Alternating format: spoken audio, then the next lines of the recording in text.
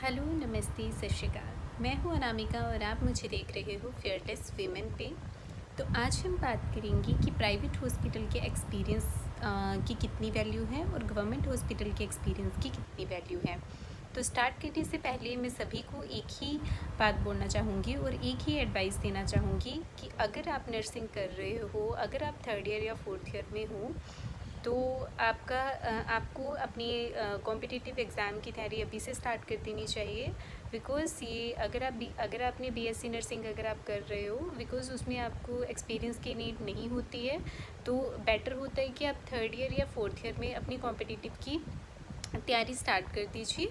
और अगर आपने जेएनएम करी है तो आपको एक्सपीरियंस की ज़रूरत होती है 1 ईयर्स या फिर 2 ईयर की।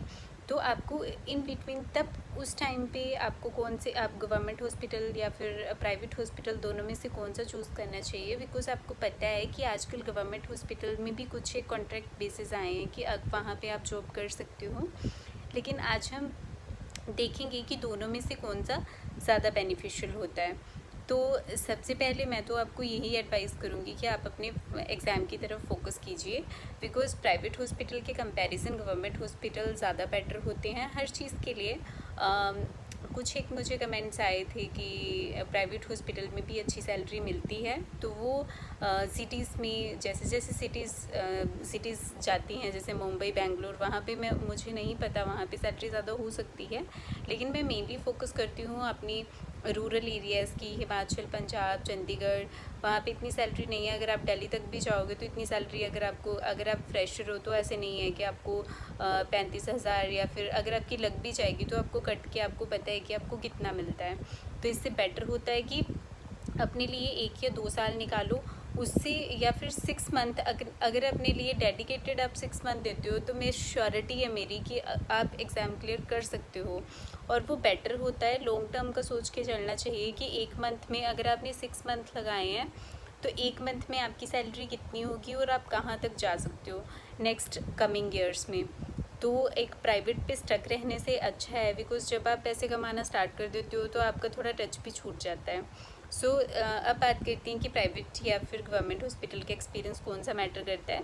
तो प्राइवेट हॉस्पिटल में आपको सीखने के लिए बहुत कुछ मिलता है, बहुत कुछ सीखने के लिए मिलता है। उतना मुझे नहीं लगता कि गवर्नमेंट हॉस्पिटल में आपको सीखने के लिए या एक्सपोजर इतना मिलता है जितना कि प्राइवेट हॉस्पिटल में मिलता है।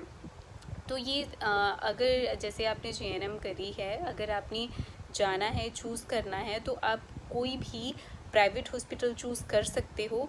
लेकिन आप जब भी आपने चूज़ करना होगा, चाहे वो प्राइवेट हॉस्पिटल है चाहे वो गवर्नमेंट हॉस्पिटल में है, दोनों में से जो सबसे ज़्यादा मैटर करता है वो बेड्स मैटर करते हैं। बिकॉज़ जब आप कहीं ऐसी जगह पे जाते हो जहाँ पे उनको ना ही प्राइवेट हॉस्पिटल का पता है, वहाँ पे उनको ना ही गवर्नमेंट हॉस्पिटल का पता है कि कौन सा गवर्नमेंट हॉस्पिटल कौन सा है कुछ। बिकॉज़ अगर आप फॉरेन कंट्रीज़ में जाते हो तो वो सिर्फ बेड आपकी देखते हैं कि आप कितने बेडेड हॉस्पिटल था और इंटरनेशनल हॉस्पिटल था कि कौन सा हॉस्पिटल था। जैसे हमारा फोर्टिस है, मैक्स है, मेदेंता है, ये हमारी इंटरनेशनल हॉस्पिटल्स हैं। तो इनमें काम करना जो है वो ज़्यादा बेटर है as comparison to state hospitals. ठीक है। और सबसे ज़्यादा मैटर करता है आपके बेड्स कितने हैं, जितने बेड्स हॉस्पिटल होंगे। बिकॉज़ अगर आप एग्ज़ाम के लिए भी भर रहे हो तो वहाँ पे भी मिनिमम बेड्स दिए जाते हैं। कुछ जैसे नर्सिंग कंप्लीट करने के बाद में स्टार्ट कर देते हैं, जैसे अपने क्लिनिक्स में, जहाँ पे मुझे नहीं लगता कि 10 बेड भी होते हैं। बहुत बच्चे मैंने ऐसे देखे हैं जो स्टार्टिंग से ही सिर्फ स्टार्ट कर देते हैं। तो अगर आपने नर्सिंग कंप्लीट करी है और अगर आपने सीखना है, अगर आप में पैशन है, तो आप एक अच्छा हॉस्पिटल ज्वाइन कीजिए जहाँ पे बेड्स अच्छे हैं। मोर देन 100 तो होने चाहिए अगर आप गवर्नमेंट एग्ज़ाम देख रहे हो।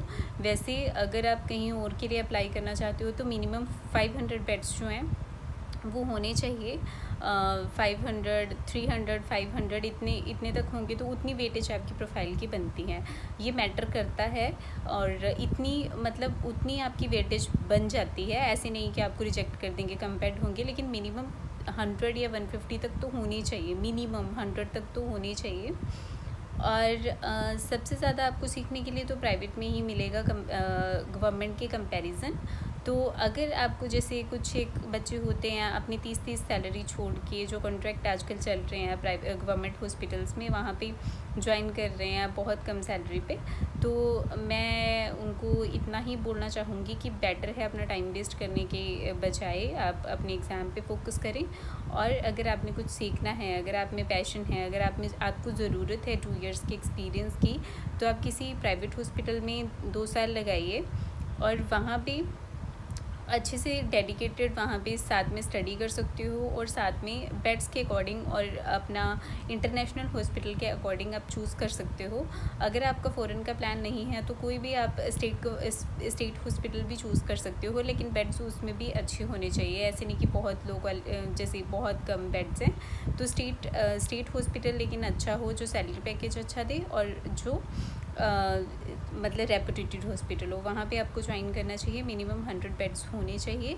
तो ये ज़रूरी चीज़ें हैं जो कि आपको कहीं पे भी ज्वाइन करने से पहले सोचना चाहिए। किसी भी हॉस्पिटल में ऐसे ही ज्वाइन नहीं कर लेना चाहिए, बिकॉज़ अगर आप में पैशन है, अगर आप 2 साल लगा रहे हो, तो आपको सीखने के लिए आपको लगाने चाहिए, और पूरा वहाँ पे फोकस करना चाहिए कि आप प्रैक्टिकल वर्क जो है वो सीख सको ज़्यादा से ज़्यादा। तो अगर आपको ये वीडियो अच्छा लगे तो please like this video, share and comment. और नेक्स्ट आप कौन से टॉपिक पे देखना चाहती हो, please comment in the comment section. Thank you so much.